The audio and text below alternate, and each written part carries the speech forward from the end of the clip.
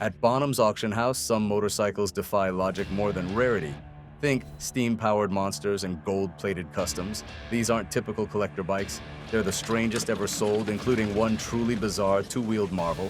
Let's kick things off with one of the most extreme motorcycles ever sold at Bonhams, the Whitelock 48-cylinder Kawasaki, also known as the Tinker Toy.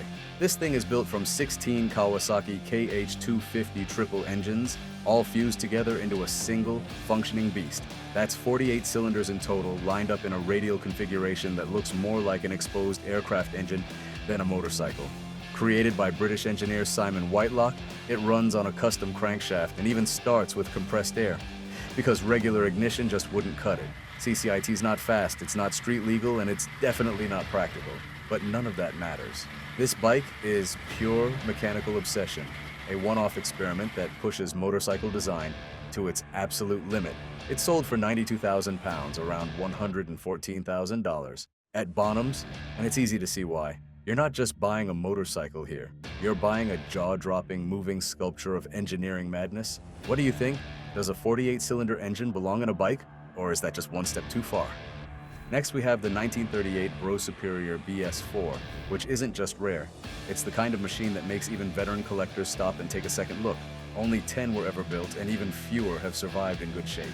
But what makes the BS4 so strange isn't just its scarcity, it's what's under the tank. Instead of using a traditional motorcycle engine, George Braw decided to drop in a 4-cylinder engine straight out of an Austin 7 car. And we're not talking about modifying it to fit the motorcycle format. We're talking full-on car engine, complete with a shaft drive and a car-style gearbox. The result? A long, low-slung beast that rides unlike anything else on two wheels. People used to call it the Rolls-Royce of motorcycles. And not just because it looked classy. It was shockingly smooth, refined, and overbuilt in the best way possible. The engineering was almost too good for its own time. It didn't sell well back then, maybe too niche, maybe too expensive. But fast forward to today, and the BS4 is like gold dust for collectors. At Bonhams Stafford in 2016, one of these beauties went for £331,900, or about $430,000. And this one was snapped up by an anonymous German bidder, which only adds to its legend. That price isn't just about owning a rare bike, it's about owning a piece of a wild experimental era when motorcycles were borrowing parts from cars and pushing the limits of design. Think about it. Have you ever seen a motorcycle with a full car engine that wasn't a one-off garage build? This wasn't a Frankenstein experiment. Bro actually put it into limited production. That's what makes it such a mechanical marvel, and one of the strangest bikes ever to hit the auction block.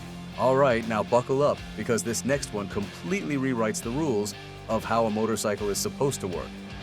The 1922 Magola touring motorcycle wasn't just unconventional, it was flat-out radical. This thing came out of Germany in the early 1920s, and instead of putting the engine between the rider's legs like any other sane manufacturer, they stuck a 5-cylinder radial engine inside the front wheel, not beside it, not behind it, in it, and that's just the beginning. There was no clutch, no neutral, and no gearbox. Once the engine started spinning, the whole front wheel rotated with it constantly. You couldn't sit still at a red light or coast along. It was either moving or you were tipping over. And the throttle? Not a twist grip, just a fuel flow lever like something out of early aviation. In fact, riding it was often compared to piloting a propeller on two wheels. Totally bizarre, but weirdly functional for its time. And while it may not have topped speed charts, that wasn't the point. The Magola was a mechanical statement, a challenge to conventional thinking. That's exactly why collectors obsess over it. Today, at Bonhams Stafford in 2016, one of these ultra-rare oddities sold for around £82,140. That's about $107,000. Not for power or polish, but for being one of the boldest and weirdest engineering risks ever taken in motorcycle history. If you're into machines that throw out the rulebook like this, hit that like button and subscribe, because we're just getting started, and trust me, things get even stranger from here. But real talk, would you ever feel safe riding a bike that doesn't stop spinning once it starts? Now this next one honestly feels like it was pulled straight from an Indiana Jones movie. The 1929 Harley-Davidson Pea-Shooter isn't just an old race bike. It was literally discovered in a mineshaft in Western Australia, like actually buried underground for decades. No spotlight, no fanfare, just rusting away in the dark until someone decided to dig into the past, literally, and pulled out this forgotten legend.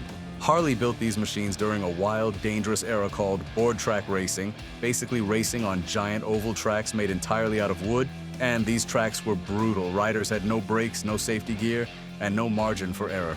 The pea-shooter was built for pure speed, thin tires, minimal bodywork, no front brake, and a frame so light and raw it looks like it was welded together by someone in a hurry. But that's what made it dangerous and weirdly beautiful.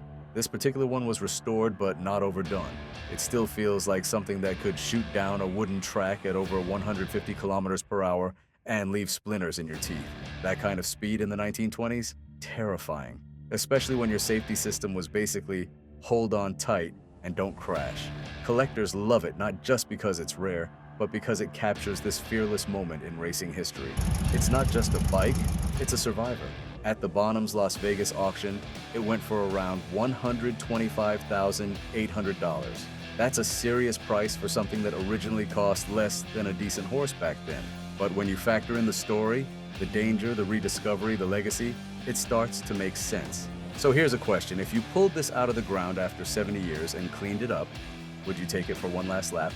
Or would you seal it behind glass and just admire the madness from a safe distance? This next bike didn't just look fast, it was built for a single purpose: to break 100 miles per hour at Brooklands, the world's first purpose-built racetrack.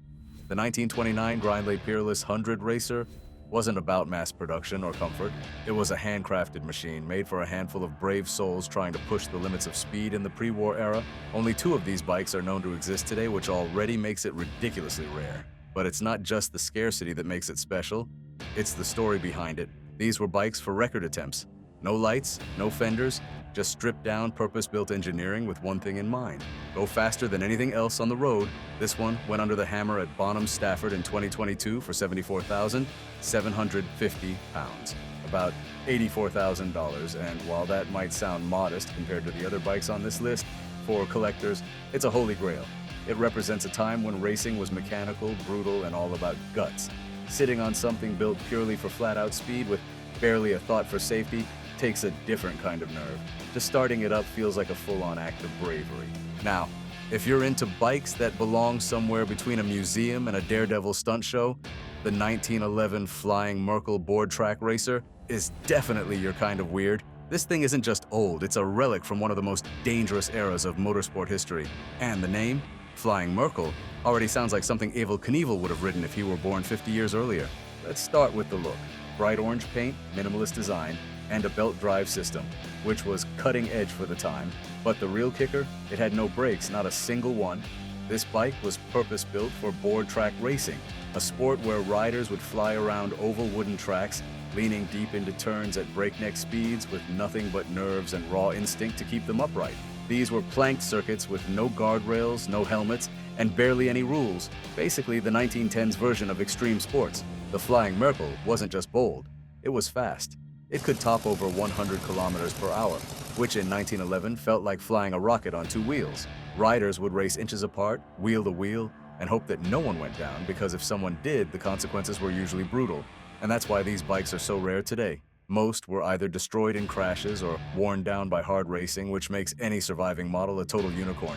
The one that went up at Bonhams Stafford in 2015 sold for 33,350 pounds, or about $42,000, which is kind of a shockingly low number considering this is basically a rideable time machine from the golden age of American risk-taking. And you have to appreciate the name, Flying Merkel. It wasn't just a brand, it was a symbol of early American engineering that didn't hold back. The company didn't last long, but their bikes left a serious mark. Would you rather have a century-old race bike that literally couldn't stop, or a Soviet-era scooter that barely got started? One raced on splintering planks, the other never left the garage, both rare but in very different ways. Now this one's strange in a quieter, more unassuming way. The 1988 Tula TMZ 200cc Soviet scooter doesn't roar with performance or scream with radical design, but that's exactly what makes it so fascinating. It looks like something you'd see parked outside a crumbling concrete block in some Cold War-era spy film, except in reality, it probably never even made it to the corner store. Designed and built in the USSR, this scooter was all about function over flair. It's boxy, industrial, and completely unapologetic, and that's kind of the charm. It wasn't trying to impress anyone. It was built to work, to haul, to endure, to keep going in places where Western scooters would have tapped out. The one sold at Bonhams came from the Den Hardow collection, and it was basically a time capsule. It had only 6 kilometers on the odometer and all of that from push starting. That's not riding. That's more like someone saying, let's just see if it works, and then putting it back in the garage for 30 years. That untouched condition is incredibly rare for a utilitarian machine like this. These scooters were used by civilians, maybe even the military, and typically ran into the ground. Finding one that's nearly mint is like finding a Soviet typewriter that never typed a letter. And it's not just the condition, it's the vibe. This scooter feels like a relic from a world that doesn't exist anymore.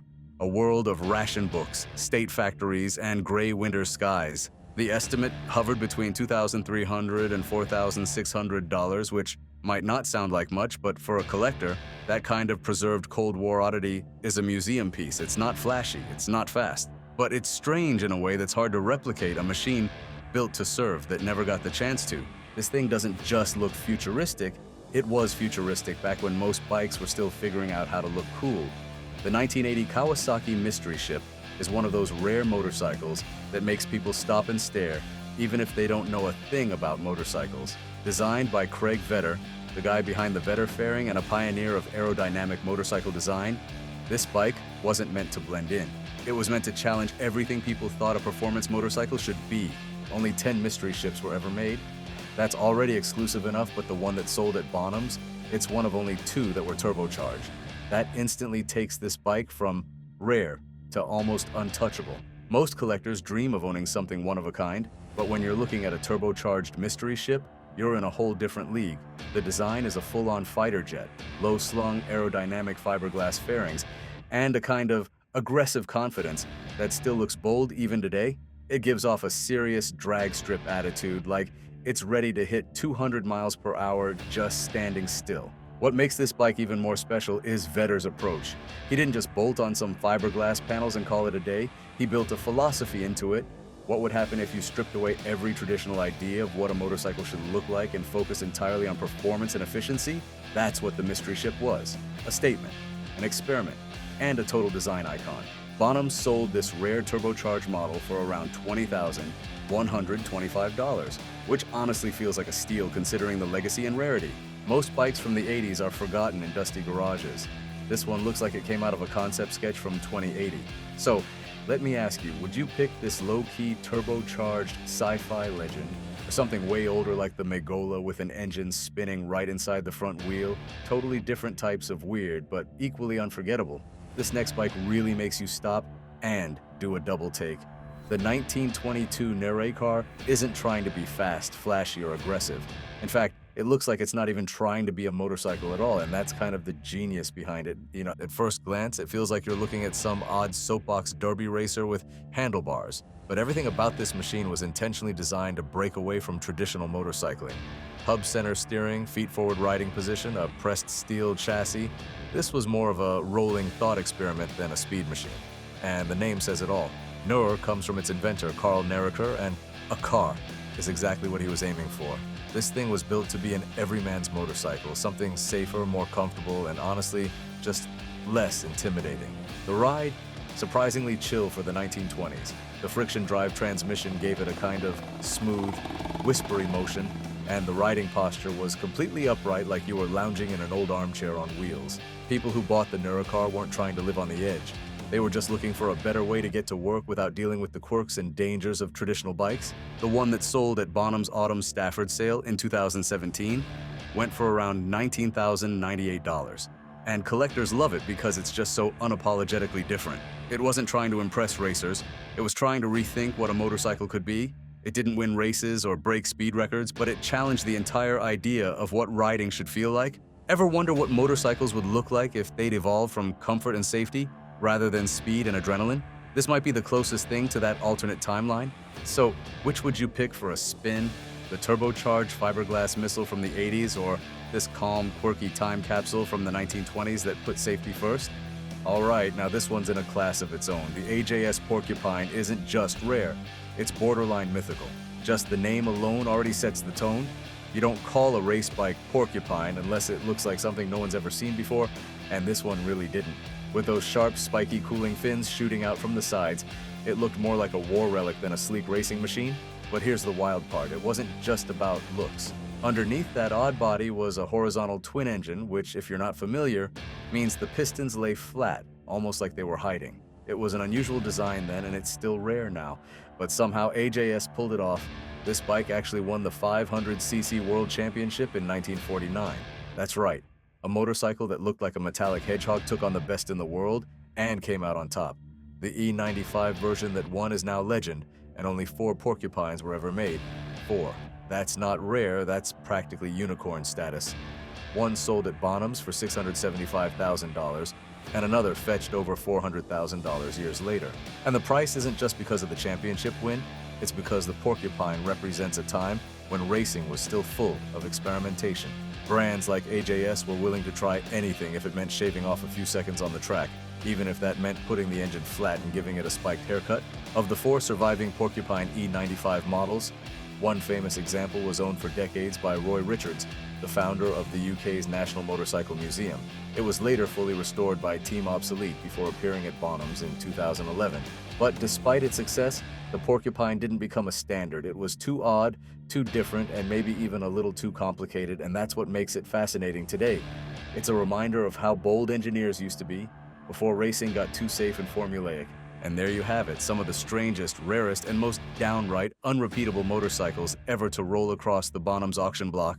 These weren't just machines, they were ideas on wheels born from wild experiments, bold risks, and sometimes pure chaos. From radial engines spinning inside front wheels to race bikes pulled out of mine shafts, every single one of these rides tells a story that no modern superbike ever could. But now I've got to ask, if you could take just one of these home, would you pick the smooth-riding Nara car with its feet-forward weirdness? Or the turbocharged Kawasaki mystery ship, built like a sci-fi fever dream? If you enjoyed this trip through motorcycle madness, don't forget to like the video, hit that subscribe button, and tap the bell so you don't miss what's coming next. We've got even crazier collections, forgotten prototypes, and legendary auctions on the way. And trust me, things are about to get even wilder. Thanks for watching. And hey, which one of these bikes would you be brave enough to ride? Let us know in the comments below.